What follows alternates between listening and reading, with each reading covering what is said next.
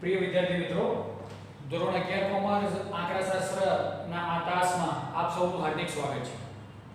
વિદ્યાર્થી મિત્રો, લાસ્ટ લેક્ચરની અંદર આપણે પ્રકરણ નંબર 2 માહિતીના નિરૂપણ વિશેની વાત કરી. એની અંદર ખાસ કરીને આપણે આવૃત્તિ વિતરણ વિશે સમજ્યા, જેમાં સતત આવૃત્તિ વિતરણની વાત કરી, અસતત આવૃત્તિ વિતરણની વાત કરવાની છે, સાથે સાથે સતત ચલ, અસતત ચલ, વર્ગીકરણનો અર્થ, એની જરૂરિયાત શું છે એના વિશેની આપણે વાત કરી. આજે વિદ્યાર્થી મિત્રો આપણે લાસ્ટ ટાઈમ જેમ અસતત આવૃત્તિ વિતરણના દાખલા આપણે જોયા હતા, જેને આપ ધ્યાનથી સમજ્યા હશો અને દાખલાની પ્રેક્ટિસ પણ આપણે કરી લીધી હશે. આજે આપણે સતત આવૃત્તિ વિતરણ વિશેનો અભ્યાસ કરવાનો.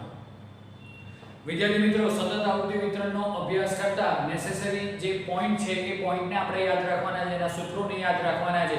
તો આજે આપણે એની ચર્ચા કરીશું અને એની સમજ પણ પ્રાપ્ત કરીશું. તો વિદ્યાર્થી મિત્રો, શરૂ કરીએ છીએ સતત આવૃત્તિ વિતરણ. તો અહીંયા તમને સતત આવૃત્તિ વિતરણ માટેની જે જરૂરિયાતવાળી બાબતો છે એ બધી જ બોર્ડ ઉપર લખેલી છે. મેં એના સૂત્રો પણ લખેલા છે. દરેક સૂત્રોને આપણે વિવરણ પ્રમાણે સમજીશું પણ ખરા. સાથે સાથે આ માહિતીને આપણે નોટબુકમાં નોટ ડાઉન પણ કરવાની છે, એટલે ધ્યાનથી દરેક માહિતીને શાંતિથી સમજજો. સૌથી પહેલી વાત કરીએ કે અવર્ગીકૃત માહિતી છે. તો અવર્ગીકૃત માહિતીને બે રીતે વર્ગીકૃત કરવામાં આવે. નંબર 1 આવે અસતત આવૃત્તિ વિતરણ દ્વારા અને નંબર 2 આવે સતત આવૃત્તિ વિતરણ દ્વારા.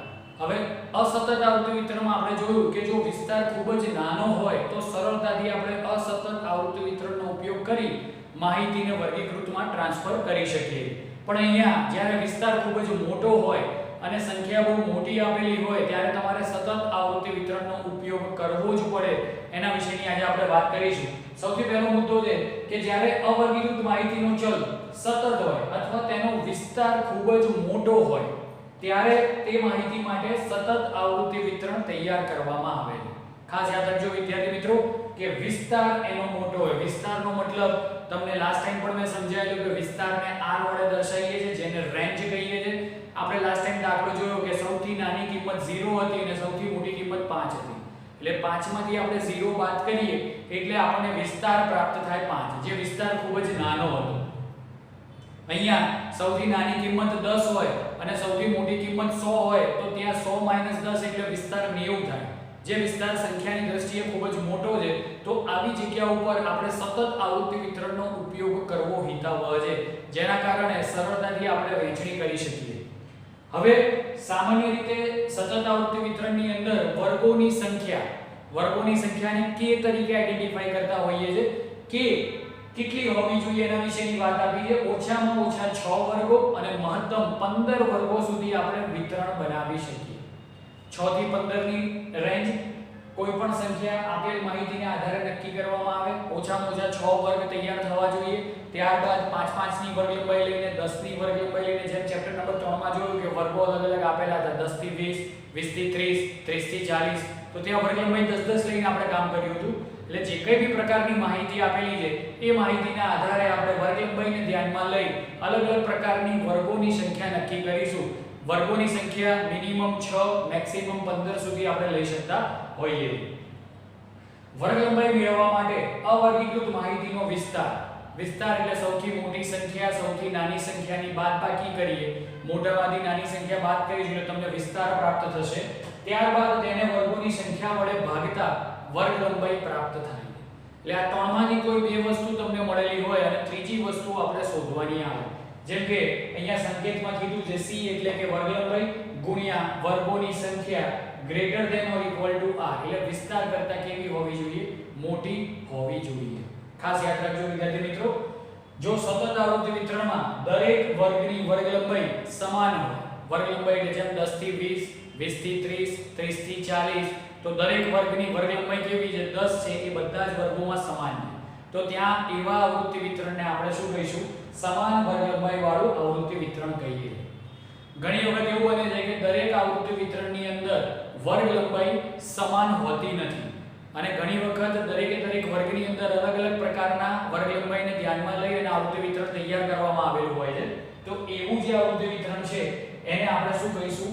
અસમાન વર્ગ લંબાઈ વાળું આવૃત્તિ વિતરણ. જેમ કે પહેલો વર્ગ 0 થી 10 હોય, પછી બીજો વર્ગ 10 થી 30 થાય, તો પહેલા વર્ગમાં વર્ગ લંબાઈ કેટલી હતી? 10. બીજા વર્ગમાં 10 થી 30 થઈ એટલે 20 વર્ગ લંબાઈ થઈ. ત્રીજો જે વર્ગ છે 30 થી 50 આવે તો ફરી 20 ની વર્ગ લંબાઈ થઈ, પછી 50 થી 100 એટલે કેટલી વર્ગ લંબાઈ થઈ? 50 થી. એટલે દરેક વર્ગે વર્ગ લંબાઈ અલગ હોય અથવા બધા જ વર્ગોની વર્ગ લંબાઈ સમાન ન હોય તો ત્યાં આપણે અસમાન વર્ગ લંબાઈ વાળું આવૃત્તિ વિતરણ છે એમ કહી શકીએ. એટલે આ બાજુના ભાગમાં તમારે ટોટલ 4 વસ્તુ યાદ રાખવાની છે. નંબર 1 કે ભાઈ અસતત આવૃત્તિ વિતરણની જગ્યાએ સતત આવૃત્તિ વિતરણ કેમ વાપરવું. નંબર 2 વર્ગોની સંખ્યા 6 થી 15. નંબર 3 ખાસ કરીને c * k > r. c એટલે વર્ગ લંબાઈ, k એટલે વર્ગોની સંખ્યા, r એટલે વિસ્તાર. એને ધ્યાનમાં રાખીને આપણે કામ કરવાનું છે. સાથે સાથે બે પ્રકારની વ્યાખ્યા, સમાન વર્ગ લંબાઈ વાળું આવૃત્તિ વિતરણ અને અસમાન વર્ગ લંબાઈ વાળું આવૃત્તિ વિતરણ. જે મેં તમને સમજાવ્યું, દરેક વર્ગની અંદર જો સમાન વર્ગ લંબાઈ હોય તો ત્યાં સમાન વર્ગ લંબાઈ વાળું આવૃત્તિ વિતરણ, અને ખાસ દરેક વર્ગની અંદર અસમાન અથવા કોઈ એક કે બે વર્ગની અંદર અસમાન વર્ગ લંબાઈ હોય તો ત્યાં આપણે એમ કહી શકીએ કે અસમાન વર્ગ લંબાઈ વાળું આવૃત્તિ વિતરણ છે એમ કહેવાય. વિદ્યાર્થી મિત્રો, થોડાક આગળ વધીશું. ત્યારબાદ આપણે વાત કરીશું વર્ગ સીમાઓને આધારે સતત આવૃત્તિ વિતરણના બે ભાગ પડે છે. કયા બે ભાગ પડે છે? તો સૌથી પહેલો ભાગ છે નિવારક સતત આવૃત્તિ વિતરણ અને બીજો ભાગ છે અનિવારક સતત આવૃત્તિ વિતરણ. હવે નિવારક અને અનિવારકની વાત કરીશું. દરેકે દરેક ડેફિનેશન ને વ્યાખ્યાઓને ધ્યાનથી સમજજો. એના ઉદાહરણ પણ હું તમને સમજાવવાનું છું. એટલે આ કન્સેપ્ટ બહુ ઇમ્પોર્ટન્ટ છે વર્ગ લંબાઈ માટે, વર્ગોની સંખ્યા માટે, અધઃ સીમા ઉર્ધ્વ સીમા શોધવા માટે, જેથી કરીને આગળના ચેપ્ટરની અંદર આપણને કોઈ તકલીફ ઊભી ન થાય. તો અહીંયા બે વાત કરીશું, નિવારક સતત આવૃત્તિ વિતરણ અને અનિવારક સતત આવૃત્તિ વિતરણ. પહેલી વાત કરીશું નિવારક સતત આવૃત્તિ વિતરણ. જો કોઈ પણ વર્ગની ઉપલી સીમા એ તેના પછીના વર્ગની નીચલી સીમા સમાન હોય તો તે વર્ગને આપણે શું કહીશું? નિવારક વર્ગ. હવે ધ્યાન આપજો, જે વર્ગની ઉપલી સીમા તેના પછીના વર્ગની નીચલી સીમા બંને સમાન હોય તો એને આપણે શું કહીશું? નિવારક વર્ગ. હવે અહીંયા તમને એક ઉદાહરણ આપેલું છે 30 થી 35, 35 થી 40. તો અહીંયા પહેલા વર્ગની અંદર નીચલી સીમા એટલે 30 કહેવાય, 35 ને આપણે શું કહીશું? ઉપલી સીમા. જેમ અહીંયા 35 ને આપણે નીચલી સીમા કહીશું અને 40 ને આપણે શું કહીશું? ઉપલી સીમા. અહીંયા તમને એમ કીધેલું છે કે જે તે વર્ગની ઉપલી સીમા, ધારો કે આ વર્ગની આપણે વાત કરીએ તો આ વર્ગની અંદર ઉપલી સીમા કેટલી થશે? 35. એના પછીના વર્ગની, એના પછીનો વર્ગ આવ્યો 35 થી 40, એની નીચલી સીમા એટલે આ 35 અને આ 35 જો બંને સરખા હોય તો ત્યાં આપણે નિવારક વર્ગ છે એમ કહી શકીશું. ખ્યાલ આવી ગયો? જે તે વર્ગની ઉપલી સીમા એના પછીના વર્ગની નીચલી સીમા બંને સમાન હોય તો એ વર્ગ નિવારક વર્ગ છે એમ કહેવાય. ત્યારબાદ હવે અનિવારક વર્ગની વાત કરીશું. જો કોઈ એક વર્ગની ઉપલી સીમા એ તેના પછીના વર્ગની નીચલી સીમા સમાન ન હોય, જેમ અત્યારે આપણે 35 સમાન જોયા, એ બંને જગ્યા ઉપર અલગ અલગ હોય તો એને આપણે શું કહીશું? અનિવારક વર્ગ. ફરીથી પાછા એ ઉદાહરણ 10 થી 19 અને 20 થી 29. તો જે તે વર્ગની ઉપલી સીમા કેટલી છે? 19. એના પછીના વર્ગની નીચલી સીમા કેટલી છે? 20. તો આ બંને વસ્તુ અલગ અલગ છે એટલા માટે આ વર્ગને આપણે શું કહીશું? અનિવારક વર્ગ. તો નિવારક વર્ગ અને અનિવારક વર્ગ બંને સમજવાની જરૂર છે. ખાસ અહીંયા ધ્યાન આપીશું ફરી એકવાર 30 થી 35 અને પછીનો વર્ગ 35 થી 40. જો એ સેમ ટુ સેમ લેવલ પર શરૂ થતો હોય તો એ વર્ગને આપણે શું કહીશું? નિવારક વર્ગ. ત્યારબાદ એ જ વસ્તુને આગળ વધારતા બીજો જે વર્ગ આવ્યો છે 10 થી 19 અને 20 થી 29. એટલે વર્ગ સેમ રીતે શરૂ થતો નથી એટલા માટે આપણે એને શું કહીશું? અનિવારક વર્ગ. તો અહીંયા એનું ઉદાહરણ પણ આપણે જોઈ શકીએ છીએ સરળતાથી અનિવારક વર્ગનું. તો અહીંયા તમે જોઈ શકો છો, જુઓ પહેલો વર્ગ આવ્યો 30 થી 35, 35 થી 40, 40 થી 45. તો અહીંયા તમે જુઓ કે દરેકે દરેક પોઈન્ટ સરખા છે. જેમ કે હું રાઉન્ડ કરું છું, પહેલા વર્ગની ઉપલી સીમા એના પછીના વર્ગની નીચલી સીમા સરખા છે, પછીના વર્ગની ઉપલી સીમા નીચલા વર્ગની નીચલી સીમા. તો આ રીતે સરખા સરખા આવતા જાય છે તો એ વર્ગને આપણે શું કહીશું? નિવારક વર્ગ. હવે આપણે અનિવારક વર્ગની વાત કરીએ. પહેલો વર્ગ છે 10 થી 19, 20 થી 29, 30 થી 39. તો હવે અહીંયા તમે જોઈ શકો છો કે સંખ્યા કેવી છે? અલગ અલગ. પહેલા વર્ગની ઉપલી સીમા 19 છે, ત્યારબાદ નીચે 20 છે. તો આ બંને વસ્તુ શું થઈ અલગ અલગ, એટલા માટે અનિવારક વર્ગ. ફરી 29 અને અહીંયા 30, તો શું થઈ અલગ અલગ થઈ, તો એને આપણે શું કહીશું અનિવારક વર્ગ. તો અહીંયા નિવારક વર્ગ અને અનિવારક વર્ગનો આપણે આઈડિયા આવી ગયો છે. તો ઉદાહરણ તમારા નોટબુકમાં લખવાનું છે. ત્યારબાદ આપણે વાત કરીશું હવે નિવારક વર્ગ અને અનિવારક વર્ગને આઈડિયા આવી ગયા બાદ અનિવારક વર્ગને આપણે નિવારકમાં ફેરવવાનો છે. તો આપણે કેવી રીતે કામ કરીશું એના બે સૂત્રો છે, એના વિશેની વાત કરીએ. અનિવારક આવૃત્તિ વિતરણને નિવારક આવૃત્તિ વિતરણમાં ફેરવવા માટે તેની દરેક વર્ગ સીમાને વર્ગ સીમા બિંદુઓ દ્વારા દર્શાવવામાં આવે છે. તો આપણે વર્ગ સીમા બિંદુ જોઈએ. બે સીમા બિંદુઓ છે, વર્ગનું અધઃ સીમા બિંદુ અને વર્ગનું ઉધ્વ સીમા બિંદુ. હવે આપણે વાત કરીશું વર્ગનું અધઃ સીમા બિંદુ. એની શું છે સૂત્ર? તે વર્ગની નીચલી સીમા કિંમત પ્લસ તેની ઉપરના વર્ગની ઉપલી સીમા કિંમત. એવી જ રીતે નીચે વર્ગનું ઉધ્વ સીમા બિંદુ, તે વર્ગની ઉપલી સીમા કિંમત પ્લસ તે પછીના વર્ગની નીચલી સીમા કિંમત ભાગ્યા 2. બંનેમાં ભાગ્યા 2 છે. હવે અનિવારક વર્ગને આપણે શેમાં ફેરવીશું? તો નિવારક વર્ગમાં ફેરવીશું. તો ધ્યાનથી તમે આ સૂત્રને નોંધી લો, ત્યારબાદ બાજુના બોર્ડ પર આપણે એનું કામ કરીશું. તો ધ્યાનથી તમે આખી વસ્તુ જોઈ લો, ત્યારબાદ આપણે બોર્ડ ઉપર એનું કામ કરીશું.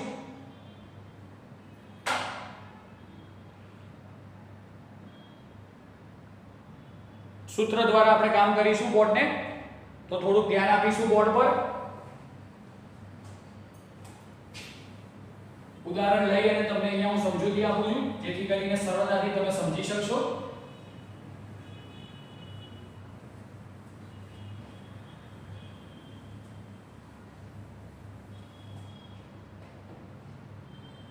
હવે અહીંયા વિદ્યાર્થી મિત્રો આપણે જોઈશું, ધ્યાન આપીશું કે કેવી રીતે આપણે કામ કરીએ. સૌથી પહેલા આપણે વાત કરીશું અનિવારક વર્ગ. તો પહેલા આપણે અનિવારક વર્ગ બનાવીશું. અનિવારક વર્ગ. અનિવારક વર્ગમાં પહેલો વર્ગ આપણે લઈશું 10 થી 19, 20 થી 29, 30 થી 39. બરોબર છે? આપણે આ ત્રણ લીધા અનિવારક વર્ગ. હવે આપણે આ ત્રણમાંથી ધારો કે કોઈ એક વર્ગની આપણે વર્ગ સીમા બિંદુ શોધવા છે. વર્ગનું અધઃ સીમા બિંદુ અને ઉધ્વ સીમા બિંદુ. માની લો કે આપણે આ વચ્ચેના વર્ગની વસ્તુ શોધવી છે. અધઃ સીમા બિંદુ અને ઉધ્વ સીમા બિંદુ. આપણે એને હું હાઇલાઇટ કરી દઉં છું, જેથી કરીને તમને ખબર પડે આ વર્ગ પર આપણે કામ કરવું છે. પહેલી વાત આપણે કરીશું વર્ગનું અધઃ સીમા બિંદુ. અહીંયા ધ્યાન આપજો વિદ્યાર્થી મિત્રો, વર્ગનું અધઃ સીમા બિંદુ. સૂત્ર ઉપર ધ્યાન આપીશું. સૌથી પહેલા સૂત્રમાં શું કહે? વર્ગનું અધઃ સીમા બિંદુ તે વર્ગની નીચલી સીમા કિંમત. આપણે વર્ગ કયો સિલેક્ટ કર્યો? આ. એમાં નીચલી સીમા કિંમત કેટલી છે? 20. અહીંયા 20 લખીશું પ્લસ આગળ તેની ઉપરના વર્ગની ઉપલી સીમા કિંમત. આની ઉપરના વર્ગની ઉપલી સીમા કિંમત એટલે આ 19 થશે. તો અહીંયા લખીશું 20 + 19 ભાગ્યા 2, 39 ભાગ્યા 2, જવાબ આવશે 19.5. બોલો ક્લિયર થઈ ગયું? તો આનું અધઃ સીમા બિંદુ અહીંયા લખું છું 19.5. હવે આપણે ઉધ્વ સીમા બિંદુ પર જઈએ. અહીંયા ફરીથી આગળ લખું છું વર્ગનું ઉધ્વ સીમા બિંદુ. આ જ વર્ગની વાત કરીશું. અધઃ સીમા આપણને મળી ગઈ 19.5. હવે ઉધ્વ સીમા આપણે શોધવાની ઇઝ ઇક્વલ ટુ સૂત્રની વાત કરીશું. વર્ગનું ઉધ્વ સીમા બિંદુ બરોબર તે વર્ગની ઉપલી સીમા કિંમત. તે વર્ગની ઉપલી સીમા કિંમત. આ વર્ગની ઉપલી સીમા કિંમત કેટલી થાય? 29 પ્લસ આગળ વધીએ તે પછીના વર્ગની નીચલી સીમા કિંમત. આના પછીના વર્ગની નીચલી સીમા કિંમત એટલે 30 થશે. 29 + 30 ભાગ્યા 2 એટલે 30 ને 20 50, 59 ભાગ્યા 2 એટલે 29.5 જવાબ આવશે. તો આ વર્ગનું અધઃ સીમા બિંદુ અને ઉધ્વ સીમા બિંદુ આપણને મળી ગયું. તો અહીંયા લખીશું આપણે 19.5 થી 29.5. તો આ થઈ વાત નિવારક વર્ગમાં આપણે આ વર્ગને ફેરવી દીધા. અહીંયા અધઃ સીમા બિંદુ કેટલું થાય? 19.5. ઉધ્વ સીમા બિંદુ કેટલું થશે? 29.5 વર્ગ લંબાઈ આ બંનેનો તફાવત 29.5 માંથી 19.5 બાદ કરીશું એટલે વર્ગ લંબાઈ આપણને કેટલી મળશે 10. બોલ ક્લિયર થઈ ગયું? નીચે આપેલું છે કે વર્ગ લંબાઈ બરાબર ઉર્ધ્વ સીમા બિંદુ માઈનસ અધઃ સીમા બિંદુ એટલે અહીંયા આપણે કરીશું 29.5 માઈનસ 19.5 જવાબ આવશે 10. બોલો ક્લિયર છે? તો અહીંયા વર્ગ લંબાઈ પણ આપણે ક્લિયર કરી દીધી, સાથે સાથે વર્ગનું અધઃ સીમા બિંદુ ઉર્ધ્વ સીમા બિંદુ પણ આપણે શોધી શકીએ. બધા જ વર્ગમાં જો શોધવાનું હોય તો દરેક વર્ગને ધ્યાનમાં રાખી અને આપણે આ પ્રકારે શોધી શકીએ. એક વર્ગનું મળી જાય એટલે તમને ખબર પડી જાય કે નીચલો વર્ગ કયો બનશે. જેમ કે અહીંયા આપણે બનાવવું હોય તો કયો વર્ગ બનશે? તો 29 છે તો કેટલા બનશે? 29.5 અને અહીંયા કેટલા બનશે? 39.5. એટલે આના પછીનો વર્ગ કયો બન્યો? 29.5 થી 39.5. તો આવી રીતે ક્રમ અનુસાર આગળ વધવાનું થાય. ખ્યાલ આવી ગયો છે વિદ્યાર્થી મિત્રો? જો કોઈ ડાઉટ હોય તો WhatsApp પર અથવા ફોન કરીને આપ પૂછી શકો છો, જેથી કરીને ક્લિયર થઈ જાય વાત આટલી. ત્યારબાદ આપણે થોડાક આગળ વધીએ. વર્ગ લંબાઈના સૂત્રની વાત કરી. વર્ગ લંબાઈ પરથી ઉર્ધ્વ સીમા બિંદુમાંથી અધઃ સીમા બિંદુ બાદ કરીશું એટલે આપણને વર્ગ લંબાઈ મળશે. વર્ગ લંબાઈ નિવારકની આપણે વાત કરીએ તો 30 થી 35. તો ઉર્ધ્વ સીમા બિંદુ કેટલું થયું? 35 અને અધઃ સીમા 30. તો 35 માંથી 30 જાય તો 5 જે આવી એ વર્ગ લંબાઈ થઈ ગઈ. અને અનિવારક વર્ગમાં તમે નિવારક ફેરવી દો ત્યારબાદ તમે વર્ગ લંબાઈને શોધી શકો છો. તો આટલી વસ્તુ ક્લિયર થઈ ગઈ. ત્યારબાદ આપણે આગળ વધીએ. વર્ગની મધ્ય કિંમત. વર્ગની મધ્ય કિંમત બરોબર ઉપલી સીમાની કિંમત પ્લસ નીચલી સીમાની કિંમત ભાગ્યા 2. જેમ કે અહીંયા હું એક ઉદાહરણ લઉં મધ્ય કિંમત માટેનું. તો વિદ્યાર્થી મિત્રો અહીંયા ધ્યાન આપજો. મધ્ય કિંમત, હવે તમને હું કહું કે ભાઈ 10 થી 20 વર્ગ આપેલો છે, એની મધ્ય કિંમત શોધો. મકી એટલે મધ્ય કિંમત. હવે 10 થી 20 નો વર્ગ આપેલો, અહીંયા તમને શું કીધું છે? ઉપલી સીમા કિંમત પ્લસ નીચલી સીમા કિંમત ભાગ્યા 2. હવે ઉપલી સીમા કિંમત તો અહીંયા તમે જોઈ શકો છો. ઉપલી સીમા કોને કહીશું? તો આ રેડ પેનથી મેં અંડરલાઈન કરી અને ઉપલી સીમા કહીશું 20. તો અહીંયા હું નીચે લખું છું 20 પ્લસ શું કીધું છે? ઉપલી સીમા કિંમત પ્લસ નીચલી સીમા કિંમત. નીચલી સીમા કિંમત એટલે હું બ્લેક પેનથી ગોળ રાઉન્ડ કરું છું 10. તો 20 પ્લસ 10 ભાગ્યા 2 એટલે 30 ભાગ્યા 2 એટલે કેટલો જવાબ આવશે? 15. તો આ વર્ગની જે મધ્ય કિંમત છે એ કેટલી થશે? 15.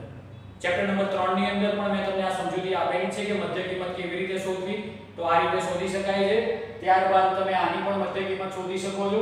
10 થી 19 તો 19 પ્લસ 10 29 ભાગ્યા 2 એટલે તમને મધ્ય કિંમત પ્રાપ્ત થઈ જાય. તો આવી રીતે અલગ અલગ પ્રકારે વર્ગની મધ્ય કિંમત તમે શોધી શકો છો. ઘણી વખત દાખલાની અંદર પૂછાતું હોય કે મધ્ય કિંમત શોધીને બતાવો, તો મધ્ય કિંમત આ રીતે આપણે સરળતાથી શોધી શકીએ. ત્યારબાદ વાત કરીશું હવે આપણે ઉપલી સીમા અને નીચલી સીમા શોધવાની વાત. અત્યાર સુધી આપણને ઉપલી સીમા અને નીચલી સીમા આપેલી. હવે આપણે શું કરીશું? મધ્ય કિંમત અને વર્ગ લંબાઈ આપેલી હશે તો એના ઉપરથી તમારે ઉપલી સીમા અને નીચલી સીમા શોધી શકીશું. હવે મધ્ય કિંમતની વાત કરીએ. જેમ કે આ જ દાખલાની વાત કરીએ. મધ્ય કિંમત આ દાખલામાં કેટલી આવી? 15. બોલો ક્લિયર છે? મધ્ય કિંમત 15 આવી. વર્ગ લંબાઈ તમને આપેલી છે 10.